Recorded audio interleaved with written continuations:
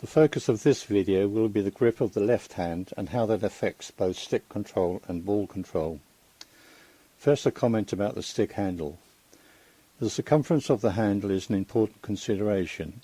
It needs to be of a size that can be gripped with maximum power. If the circumference is too small, it is difficult to apply sufficient grip pressure to avoid twisting. If too large, a closed grip cannot be achieved and there will be a loss of control. This circumference will of course vary between individuals. The handle part pictured has a diameter of 1 1/4 inches just above the white zinc tape, increasing to 1 3/4 inches at the top. The length of this grip is approximately 9 inches or 24 centimeters, sufficient to accommodate both hands in the hitting position.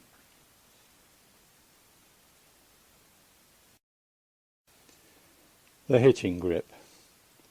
It is frequently suggested that a correct grip position will be achieved by holding the stick firmly with the left hand and aligning the V made by the forefinger and thumb along the top edge of the stick, in other words, by offering the face of the stick head to the ball as shown here.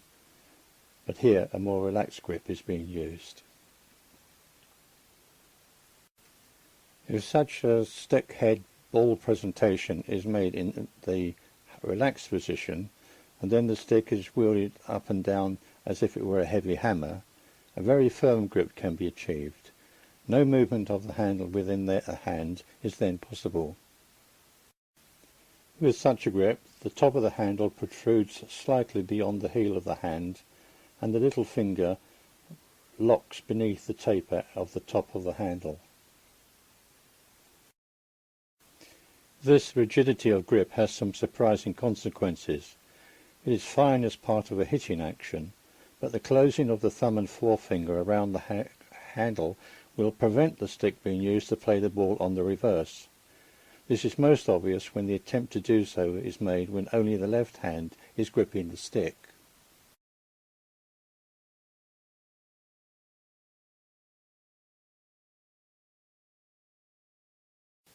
But the problem doesn't go away when both hands are used. The difficulty with the reversed stick head is solved by adopting another commonly advocated alignment of the V of the thumb and the forefinger down the centre of the back of the stick. What is now described as the Indian dribble, but isn't, more on that later, is much easier with the V alignment down the mid-back of the stick. What is then more difficult, but not as impossible as the use of the reverse stick in the previous alignment, is the taking of the stick head around the back of the ball while moving forward with it, particularly when the forward movement is to the right. This skill, which at one time was the most common way of changing direction, has all but disappeared from the game. It is a skill that many players are not coached and are unaware of. This is an extremely unfortunate development. The hand V alignment, which appears to have the best range of movement, both over the top and around the ball, is what I describe as the trapping position, but I think it's the same as what is called the 2 o'clock grip position. Even with the rigid closed thumb and forefinger grip, ball control is possible with both over the top and round the back of the ball stick head movements. That is not to say that the firm or rigid dribbling grip with closed thumb and forefinger is to be preferred. Using the thumb and forefinger of the left hand to refine and direct the rotation of the stick, which is possible, is both faster and more flexible. It is also a lot less tiring. The left-hand dribbling grip sees the hand move up the stick and adopt a top-down rather than a side-on style of holding the handle. The end of the stick is tucked into the hollow of the palm, enclosed and supported by the heel pads of the 2 strongest digits, the thumb and the little finger. The hinge-type joint of the wrist can now be flexed over the top of the handle as necessary, and the wrist even plays a part in sideways movements, particularly when the left hand is used alone to control the stick and the ball. This gives the illusion of wrist flexibility, the excuse used to explain the superiority of Indian stickwork when Indian hockey dominated the world.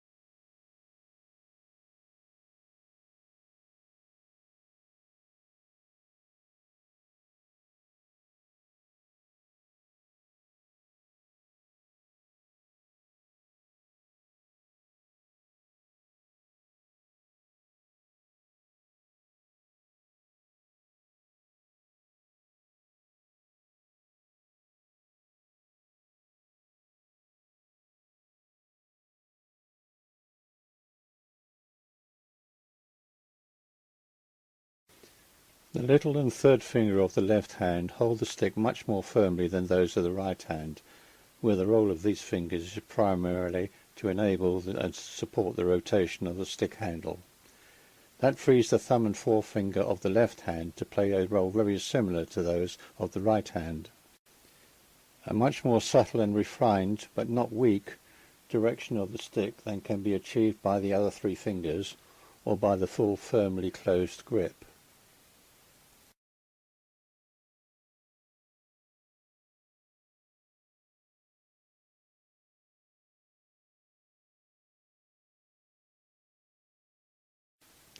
In many ways it is inappropriate to call the function of either hand while controlling stick and ball grips. These are not static positions. Both hands are being shifted up and down, the right more than the left, and also around the circumference of the stick. Many shifts of grip on the circumference are almost imperceptible, but we have only to try to do some movements with one hand to know that even if we are not conscious of them occurring, they do occur. Skill is developed by becoming aware of and controlling the subtleties of stick handling.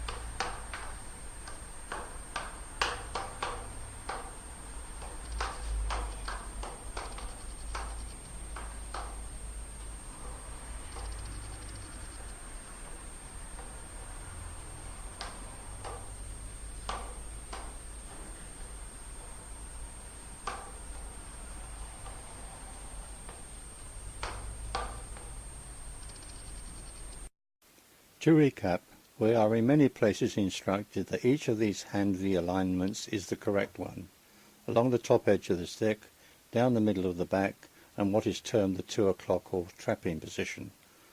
Only the latter stands up to scrutiny. The original Indian dribbling was a combination of what was termed the English style, which involved drawing the ball back and moving both the body and the stick around the back of the ball, with a new style, taking the stick head over the top front of the ball.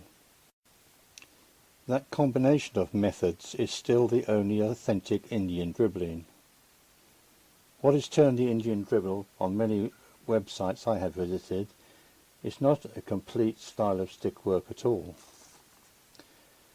Stickwork adequate for the task of space creating and eluding opponents requires that the players can combine both these styles not just in static drills but while running with the ball.